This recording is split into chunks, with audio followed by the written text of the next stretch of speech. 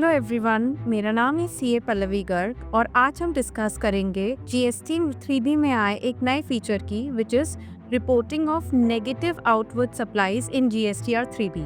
अब GSTR 3B में आप अपनी नेगेटिव लायबिलिटी यानी कि कोई आपकी आउटवर्ड सप्लाईज अगर नेगेटिव में है तो उसे रिपोर्ट कर सकते हैं। अर्लियर ये जीएसटीआर 3B में फीचर इनेबल नहीं था, जिसका मतलब है कि जीएसटी पोर्टल हमें नेगेटिव वैल्यूज आउटवर्ड सप्लाई में रिपोर्ट करने का ऑप्शन नहीं देता था।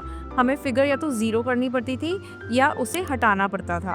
बट अब इस नए फीचर से आप अपनी नेगेटिव वैल्यूज जीएसटीआर 3B में रिपोर्ट कर सकते हैं। इन table 3.1A of GSTR 3B आपको रिपोर्ट करनी होती हैं अपनी net turnover which is your turnover minus sales return.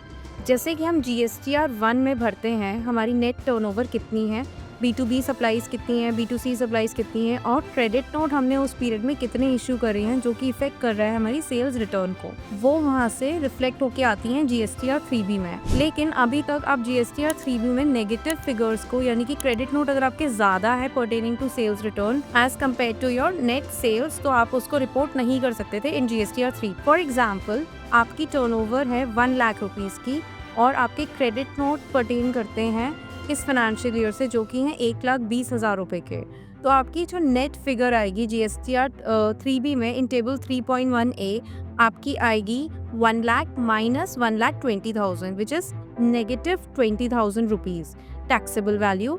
And similarly आपका नेगेटिव आईजीएसटी, सीजीएसटी या एसजीएसटी आएगा।